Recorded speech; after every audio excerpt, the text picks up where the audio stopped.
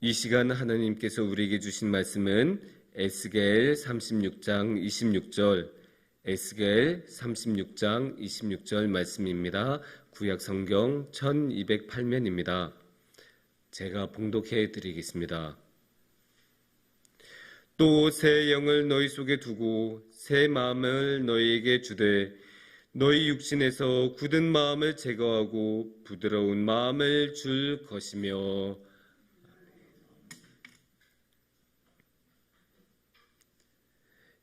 우리가 드라마 같은 것을 보면 주인공의 사랑을 가장 열심히 방해하는 사람은 누구일까요? 여러 사람들이 있을 수 있겠지만 보통 옛 여자친구, 옛 남자친구인 경우가 많습니다. 이제 상대방의 그 잘못으로 인해서 주인공은 이미 모든 마음을 정리하고 새로운 삶, 새로운 사랑을 찾아 나서려고 하는데 이 옛 연인은 계속 다시 찾아와서 그런 새로운 사랑으로 나아가는 것을 방해하도록, 나아가지 못하도록 방해하고 막고 계속 집착하는 경우가 굉장히 많이 있습니다. 그렇게 하다 보면 이 주인공은 새로운 삶으로 나아가는데 많은 어려움을 겪곤 합니다. 드라마상에서는 이런데 현실에서도 이럴까요? 현실에서는 이러지 않은 경우도 꽤 있습니다. 이제 새로운 사랑으로 나아가려고 어떤 사람이 마음을 먹었다가도 다시 찾아온 옛 연인 때문에 마음이 흔들리는 경우도 있고, 옛 연인에 대한 추억이나 이러한 것 때문에 다시 마음이 흔들리고 미련을 버리지 못하고 옛 연인을 다시 찾아가고, 그래서 결국 새로운 사랑으로 나아가는 것이 어려워진 경우도 굉장히 많이 있습니다.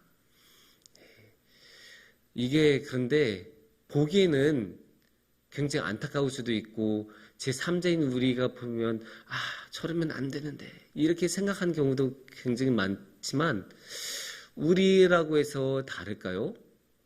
우리라고 해서 다르지 않은 경우가 굉장히 많이 있습니다. 특히 신앙에서도 우리가 이런 모습을 보이는 경우가 굉장히 많기 때문입니다. 우리가 이렇게 옛 연인의 이야기를 생각해 봤는데, 그렇다면 우리에게 옛 연인은 신앙적으로 무엇이 될까요? 세상이 되는 경우가 많습니다. 그리고 새로운 사랑은 하나님이신 경우가 많습니다.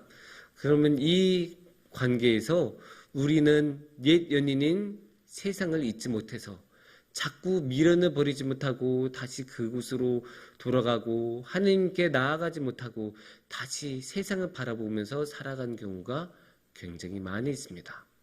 가장 대표적인 경우가 성경에서 누구일까요? 롯의 아내. 그 모든 것을 다 버리고 이제 빨리 다른 곳으로 도망쳐야 되는데 결국 그 옛날에 그 살아왔던 그 모든 것, 또 재산, 그 많은 것들을 포기하지 못하고 뒤돌아봐서 결국 돌이 되지 않았습니까? 그렇게 미련을 버리지 못하고 옛 연인인 세상에 대해서 그 모든 것을 청산하지 못하면 그런 식으로 어려움을 겪는 경우가 굉장히 많습니다. 그런데 우리가 왜 그렇게 옛 연인에 대한, 세상에 대한 미련을 버리지 못하는 것일까요? 아까 말한 그런 옛 연인에 대해서 왜 미련을 버리지 못하는가 생각을 하면 많은 경우 옛 연인과의 추억이 너무 많아서, 아니면 이미 삶의 하나의 모습으로 굳어져서 그 새로운 것으로 나아가기 전에 이미 적응된, 완전히 자신 몸과 하나 된 그런 것들이 너무 많아서 이 옛 연인과의 관계를 청산하지 못한 경우가 많이 있습니다. 옛 연인과의 관계도 이러할진데 우리가 한평생 동안 살아오면서 쌓아왔던 인간관계나 그런 삶의 패턴들을 그렇게 쉽게 정리하는 것이 쉽지 않습니다. 그렇게 깔끔하게 정리가 되지 않습니다. 그렇기 때문에 우리는 항상 미련을 가지고 또다시 새로운 것으로 나아가지 못하고 또다시 옛 연인에 대한 세상에 대한 미련을 버리지 못한 경우가 굉장히 많이 있습니다. 그렇다면 우리는 어떻게 할 수 있을까요? 자기계발서 같은 데를 보면 이런 식의 이야기를 많이 합니다. 여러분, 새로워지고 싶습니까? 그렇다면 살아가는 장소를 바꾸고 만나는 인간을 바꾸고 하는 일을 바꾸십시오. 이렇게 충고를 하는 경우가 많아요. 이렇게 하면 확실히 달라지기는 달라집니다. 당연히 우리가 사는 그 삶의 장소를 바꾸면 이제 환경이 완전히 달라지니까 뭐 주거래 은행도 바뀔 수 있고 단골 식당도 바뀔 수 있고 하다못해 자주 가는 슈퍼 하나라도 바뀔 것 아닙니까? 그렇게 하다 보면 당연히 바뀔 수밖에 없어요. 그리고 만나는 사람이 바뀌다 보면 당연히 이제 우리의 삶이 바뀔 수밖에 없는 게 우리가 사람하고 만나다 보면 주고받고 서로 영향을 주고받고 대화도 많이 나누면서 서로 영향을 많이 받잖아요. 그런데 그 만나는 사람이 바뀌면 대화 나누는 사람도 바뀌고 상호작용하는 사람도 바뀌고 그러다 보면 당연히 다른 영향을 받을 수밖에 없습니다. 하는 일 같은 경우도 당연히 달라질 수밖에 없겠죠. 우리가 하는 일에 따라서 사고방식도 바뀌고 생각하는 것도 마음가짐도 행동도 모두 달라질 수밖에 없습니다. 예를 들어서 경찰관이 어떤 사람을 딱 만나면 일단 저 사람이 범죄자인가 아닌가부터 판단을 내릴 것입니다. 반면에 어떤 사람이 선생님으로서 활동을 하고 있다면 그분은 일단 사람을 만나면 내가 이 사람한테 뭔가 도와줄 게 있을까, 가르칠 게 있을까부터 생각을 할 것입니다. 이렇게 장소가 바뀌고 하는 일이 바뀌고 만나는 사람이 바뀌다 보면 우리의 삶은 바뀔 수밖에 없습니다. 근데 이렇게 하면 될까요? 이렇게 바뀌면 정말로 모든 것이 제대로 될까요? 거기에 대해서는 아무도 말을 할 수가 없습니다.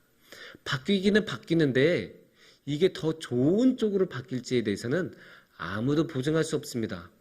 새롭게 만나는 장소와 새롭게 만나는 사람과 새롭게 하는 일이 우리에게 더 좋은 영향을 끼칠지는 아무도 알 수 없습니다. 예를 들어 우리가 새로운 장소에서 살려고 이사를 했는데 거기에 사는 이웃이 아주 무례한 사람이라면, 아주 상식이 없는 사람이라면 우리가 굉장히 안 좋은 영향을 받고 그렇다면 우리 삶이 더 힘들어지고 피폐해지지 않겠습니까? 그렇다면 우리는 어떻게 할까요? 우리는 그렇다면 하나님을 바라봐야 합니다. 주님을 바라보고 예수님을 바라봐야 합니다. 왜냐하면 하나님만이 우리에게 새로움을 주실 수 있기 때문입니다. 오늘의 본문에서도 이렇게 말씀을 하십니다.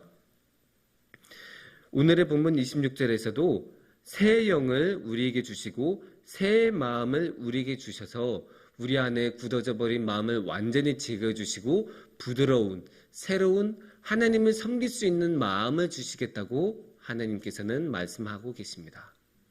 하나님께서만 우리에게 이러한 새로운 마음을 주실 수 있습니다. 예수님만이 우리에게 이런 마음을 주실 수 있습니다. 왜냐하면 예수님은 완전한 새로움이시기 때문입니다. 그 이전의 세상은 전혀 알지도 못했던 완전히 새로운 사랑을 우리에게 주셨기 때문입니다.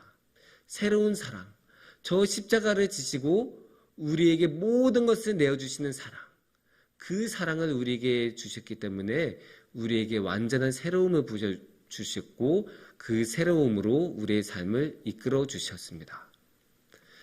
이렇게 새로움을 누리기 위해서 우리가 할 수 있는 가장 좋은 방법은 무엇일까요? 가장 좋은 방법은 기도입니다. 우리가 기도로 예수님을 가장 잘 만날 수 있습니다. 기도만이 예수님을 만날 수 있는 가장 적절한 방법이기 때문입니다. 그래서 우리가 주님께 기도로 도와달라고 아뢰고 주님께 기도로 함께 해달라고 말씀을 드리면 주님께서는 기꺼이 우리에게 오셔서 우리의 삶을 지켜주시고 우리의 삶을 도와주십니다. 그래서 우리 성북중앙교회가 기도하는 교회가 되었으면 좋겠습니다.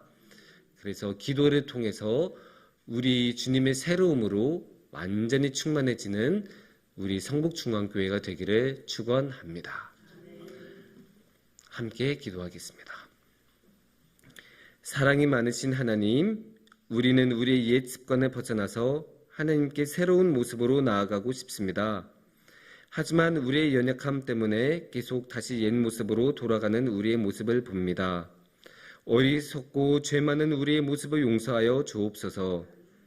우리에게 새로운 마음을 주시고 새로운 영을 주시는 주님, 새로움이신 예수님, 우리를 새롭게 만들어 주셔서 우리가 주님의 사랑으로 가득 차도록 인도하여 주옵소서. 예수님의 이름으로 기도합니다.